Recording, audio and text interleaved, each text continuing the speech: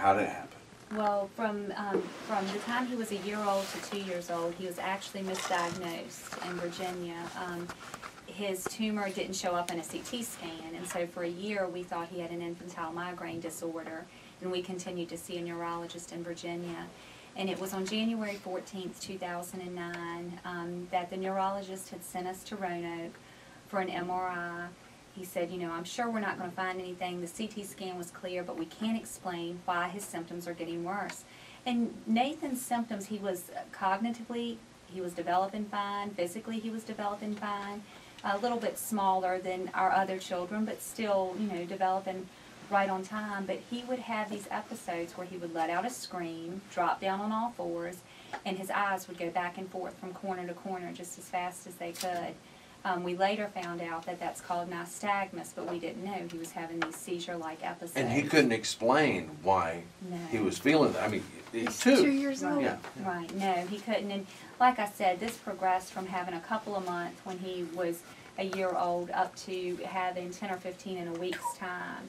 That's when they said, well, let's do the MRI just to see if there's something we're missing. When we went in for the MRI, they said, you know, the doctor will contact you in a couple days and either get you to come in or, you know, tell you the results. It was that afternoon at 5:30 that we received the call that no parent should ever have to receive. And the doctor just kept saying, there's been an abnormality. I'm so sorry, there's been an abnormality. He needs to be seen right away. And we later found out, this was on a Wednesday. On Friday, we were here at Duke and seeing Dr. Gerald Grant, a neurosurgeon at Duke. And he sat down with us and just laid out all the pictures from the MRI and showed us where in Nathan's fourth ventricle it was being closed off by this tumor. We had no idea at the time what to do. He said, we need to go in and do surgery. And we asked him, we said, well, what other options are there? He said, there's not any other options. He has to go in and have surgery. So the following Tuesday, we brought him back down to Duke, did surgery, which Dr. Grant is amazing. He is one of the best surgeons ever. He's wonderful. But he was aggressive as he could be. Apparently Nathan's tumor started in the cerebellum, but it fingered down over to the brainstem. And so Dr. Grant pushed it as far as he could without getting into the areas that are untouchable. After surgery, Nathan had issues with being able to swallow, being able to sit up, lost the ability to speak. But all of that came back very quickly afterwards. We weren't sure what was going to be short-term and what was going to be permanent. But either way, he had to have the surgery.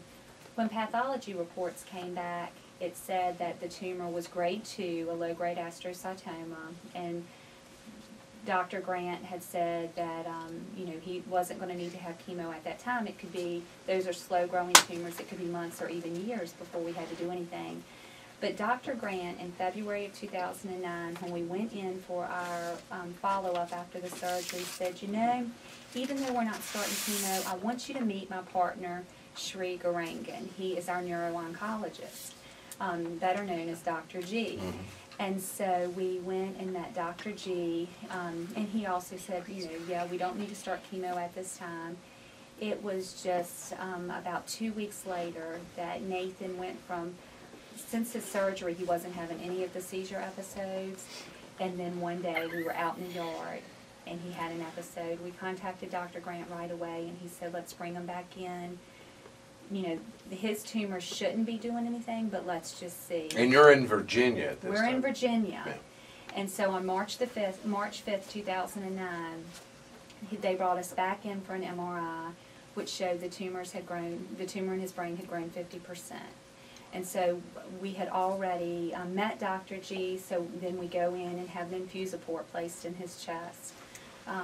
He started chemo right away, and we went through 18 months of carboplatin, which stabilized the brain tumor. And then he was off for a year, and then last October, Nathan started having symptoms again. And when we went in, they did, Dr. G and Dr. Grant were both out of town. It was on a Thursday that Nathan started having symptoms. They brought us right in on Friday. Neither doctor was there. They said, we're not going to be able to see you, but we will call you that same day with results. We have never had to wait. You know, some people that we know have had to wait, you know, a week or 10 days to find out results. They tell us the same day, whether they're there or not. But when the test was ordered, because neither doctor was there, a spinal scan was accidentally ordered. And we look back now, and it wasn't an accident. God knew, and He allowed them to order a spinal scan that the insurance went through just fine, didn't flag it, which it flags everything.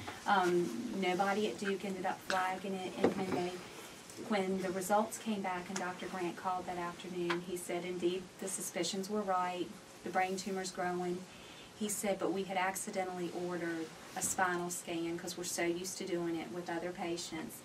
And what threw us is that inside of his spinal cord, between the T9 and T10, there is a huge tumor that is bulging his spinal cord out. Is he still walking? Is he in excruciating pain? He had no symptoms. We said he was doing karate 2 days beforehand, you know, and it was only God's grace that allowed that to happen. But Nathan went in for surgery on Halloween of last year.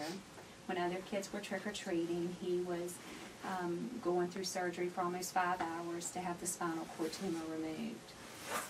We started chemotherapy 2 weeks later. Went through vinblastine and Avastin up through April, had to stop both drugs due to quality of life issues. His neuropathy was so bad he was basically in his wheelchair all the time, even though after his surgery he regained everything, the ability to walk, run, play, but the neuropathy was so bad on the vinblastine that he couldn't walk, you know, 20 feet without just getting wore out. Yeah. And we still have some long-term side effects from that. And you still, in certain situations, still goes through the wheelchair. Oh, we do. We still have it. We don't have to use it as much as we did in the spring, but he still uses it almost weekly at church. Anytime, even if we're going to be like in Walmart or in a store where we're going to be walking, he just tires out. His stamina wears down, and so we use that. But in April, he stopped both of the drugs to give his body a break. And it was, he had a scan in July, the end of July, showed the brain tumor was stable, still didn't show anything coming out of the spinal cord. And then in August, he started showing symptoms again. And so in September, we went in for another MRI, and sure enough, the brain tumor and the spinal cord tumor were growing again. The spinal cord tumor had popped back out from where it originally was. And so we started, the very next week, we started Timidor and etoposide 1 month, and then the following month we do Revlimid, and we rotate back and forth. So, Nathan, I'm pretty sure you're not a quiet guy at the house. And as your mama smiles when I say that. Can you explain when you have to get your chemo, what that feels like? It just feels like me getting shot. Yeah, but does it make you tired? Does it make you feel like you have the flu? How do you feel after you get that and you get home? How's that feel for people who've never had that? It just feels regular. Yeah. So I've heard some people describe having the port and, you know, the IV and stuff, and after they get home, they just feel like they got the flu. And if you can imagine feeling like you're getting the flu every other day or twice a week for years down the road, and then you can imagine your son or your daughter going through that. And most parents that are parents of kids that have brain tumors, they've never had this happen, so it's really hard to describe. You just know that your kid is not it just doesn't act like him or her after this is done. The objective with this whole conversation today, since this morning at 6 o'clock, tonight at 6 o'clock, that's when we'll wrap it up. But the whole objective is about the Pediatric Brain Tumor Foundation and research. Why research? Why is it so important? Because there's so many, hundreds of different types of brain tumors. And then we talked about just a little while ago, benign brain tumors. And you think, oh, thank God, well, that's good. Well, that's not always good. There's a lot of surgeries that have to take place with that. So you've got 130-something different types of brain tumors. Then each kid is different. Each type of brain tumor is different. The location of those. And some doctors are just trying to focus on one type of tumor.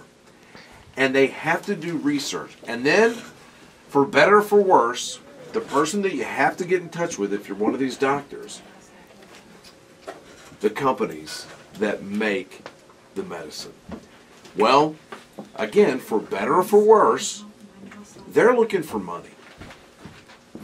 All the clinical trials and everything else is great, but they would only do this trial if they knew, they being the people that come up with all of the and produce the actual medicine, they would only be interested if they were going to make money.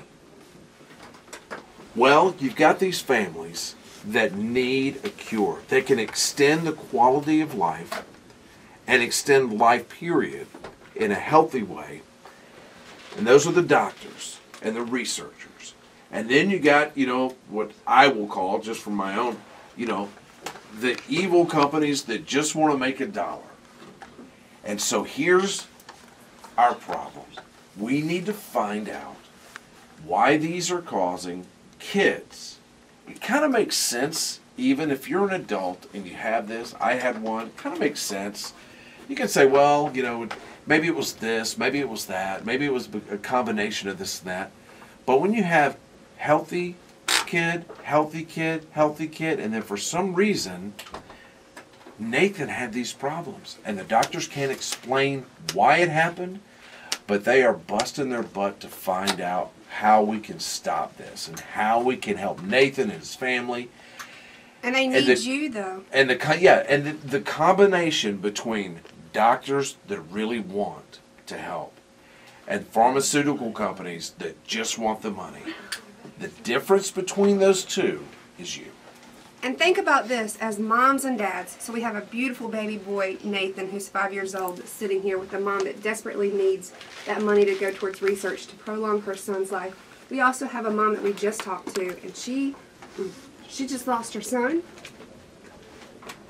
And she said she plays a message of him over and over and over again because that's all she has. And that she's going to fight until her last breath to make sure she finds cures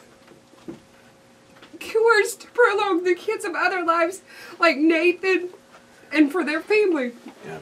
So it's important to call now and have every single phone ringing for the rest of the day so that money can go towards these researchers. If you're like me and you wish that more adults acted and cared more like kids do, we had these kids come in this morning that had brain tumors that, as a matter of fact, Megan this morning, on her way to have another chemo treatment. At 10 o'clock this morning, she had another treatment. But she took her money from her piggy bank and brought it in today and gave $200, money that she had gotten for her birthday, for Christmas. That she saved. And she saved that money. And she could have gone to Walmart or Target or the mall and got something cool for her that she loves it. And she broke the piggy bank to help these kids so they wouldn't have to do it again. And the question now is, what are you going to do?